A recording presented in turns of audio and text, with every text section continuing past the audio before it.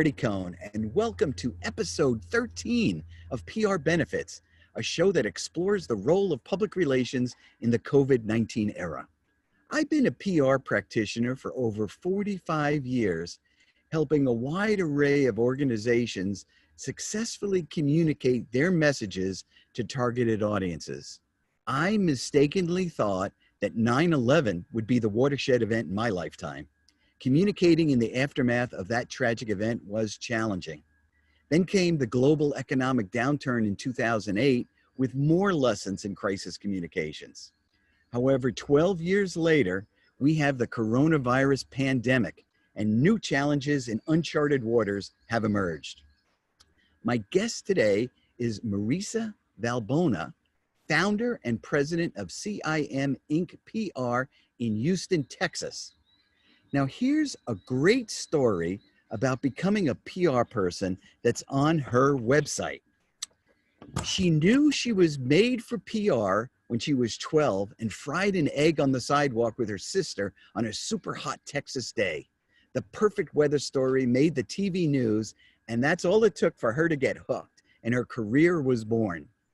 Since then, she's gotten local, regional, and national media exposure for just about everything. If it's newsworthy, she could get it in the news.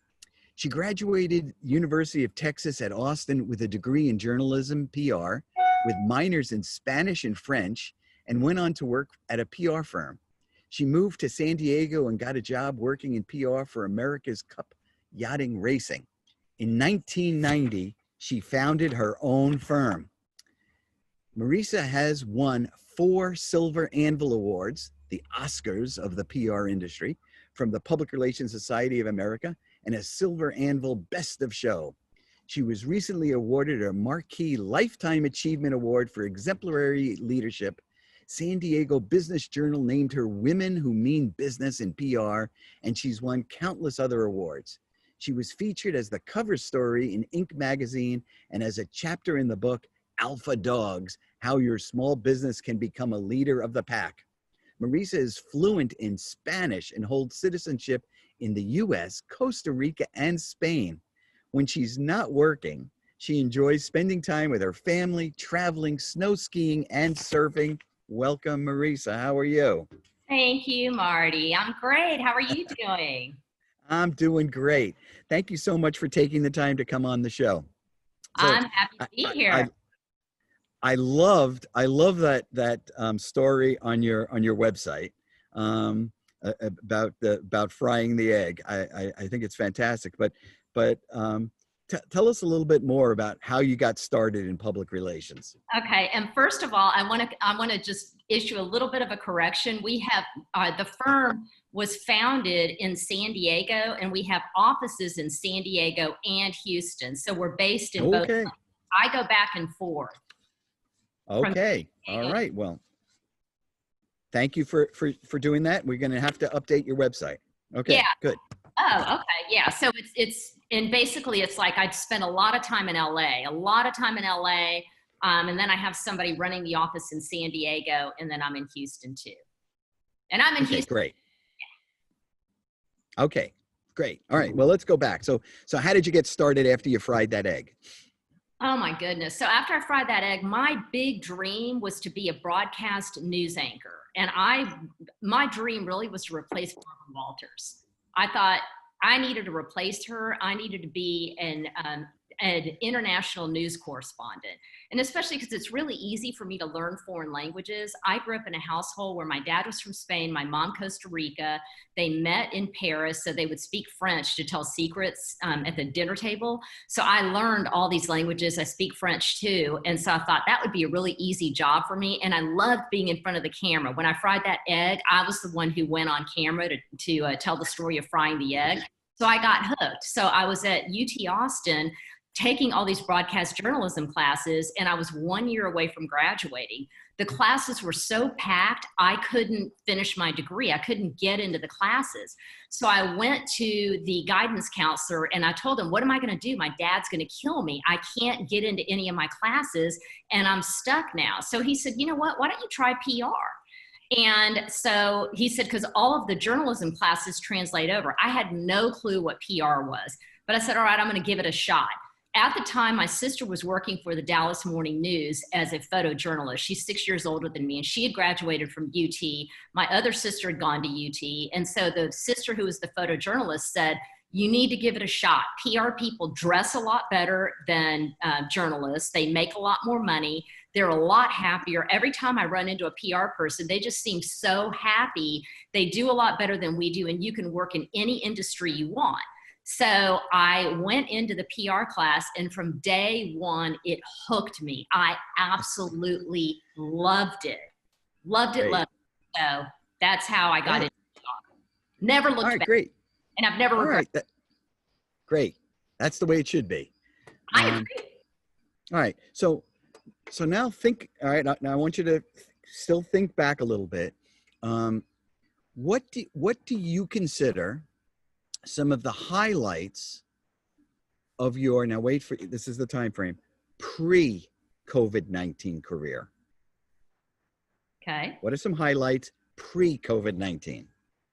I'm going to tell you my biggest highlight was when 9/11 hit. So like you were mentioning, like some of the milestones where you thought industry was going to change. And I've been through all of those because, you know, I now it's been 34 years and it's been 30 years now since I've been in business. So back in, what was it? Like 2001, through PR Consultants Group, which is how I met you, we launched XM Satellite Radio. And I was the lead for PR Consultants Group on that project. So that was, I have to say, that was the highlight of my career. They contacted me to lead that project, XM Satellite Radio. I had no idea what XM Satellite Radio was, and I had no idea what satellite radio was. And they contacted me and said, we want you to handle this and launch satellite radio. And this was through an organization called Payne PR at the time. So now it's called Citizen Relations. And so they wanted both of our organizations to work together. Citizen Relations only had a couple of offices, and we had, PR Consultants Group, had offices throughout the nation. So working together, we mobilized 50 of our PR consultants nationwide to launch 60 markets within 2 months. Wow. So we were supposed to launch, this is like amazing. So we were supposed to launch on September 12th, the day after 9/11. And we had to completely reconfigure our entire plan after 9/11 hit. So, you know, we delayed it a month, but anyway, we won a Silver Amble and a Silver Amble Best of Show for that execution. It was amazing. Wow. It That's great. A lot of work, and it required a lot of airplane travel for me. I was gone 4 days out of every week during that time. And it was kind of scary flying, but that was a highlight. I loved it. That's great. That's a good highlight to have. All right. So now we flash to COVID. What are you doing for your clients during COVID-19? Oh, this was a good one. This is a good one. I'm enjoying this because COVID is presenting a whole new set of challenges. And I know this just sounds horrible that I love these. I'm enjoying COVID-19. Well, okay, that's bad, but I love challenges because I find that there's tremendous growth through challenge. And I never like to call a challenge a problem because I find that through challenges, we grow as humans and as professionals. And I find that challenges separate the wheat from the chaff.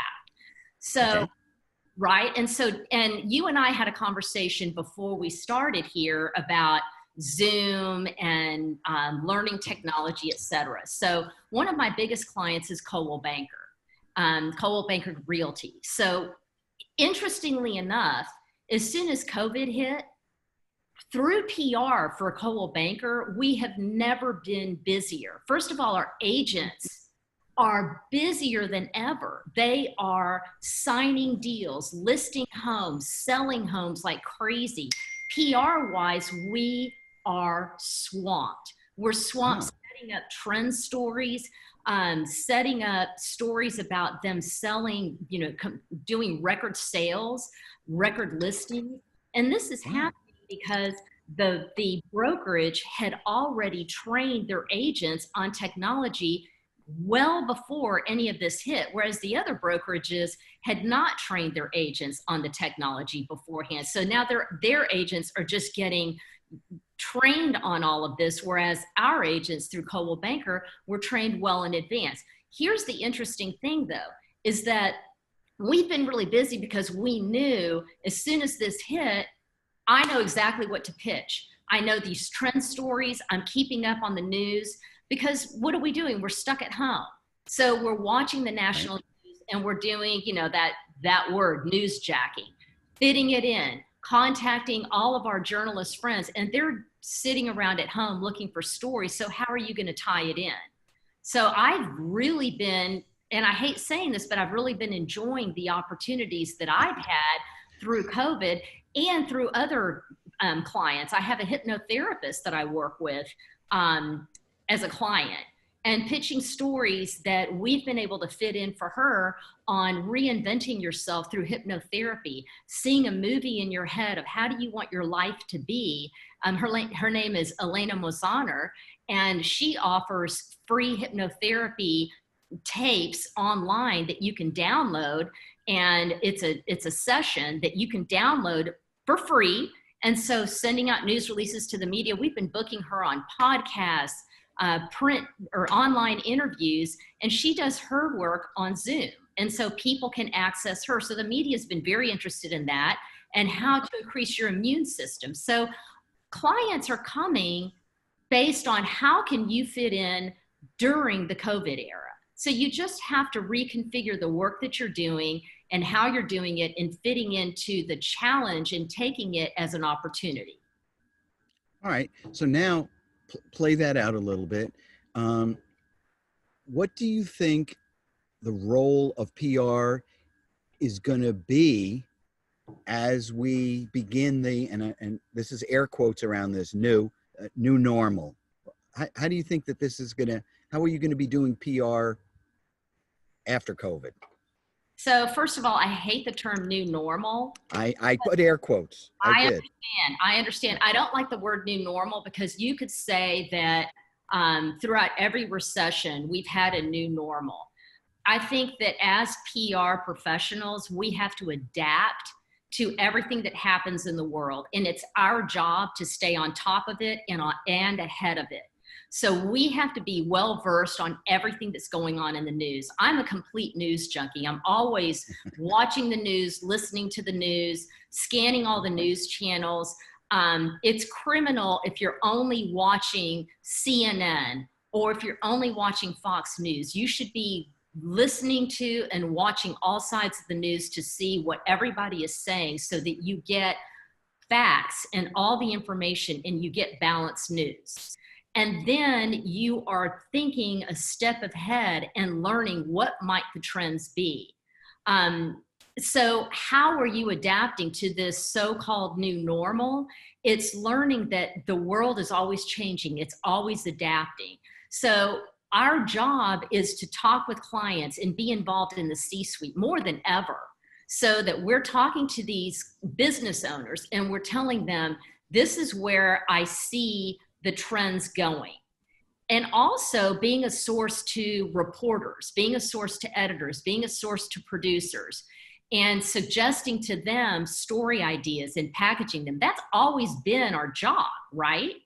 But doing it more than ever. So I'll give you an example. I have been in close contact with my reporter friends, editors. I was talking to a Wall Street Journal editor quite a bit, or a reporter, a real estate reporter, when this all first hit. And in my conversations with her, I had several conversations where I said to her, here's what I think is going to happen. I see this happening. And talking to her about what my thoughts were on how I envisioned things going based on what I was seeing and hearing in the news. And in my course of a conversation with her, she came up with together we came up with several story ideas that I was then able to take to the president of Coldwell Banker and say, okay, this is what we talked about. We're setting up story ideas, but it's just from having conversations of saying, this is where I see things going. It's our job to see and envision what the future looks like.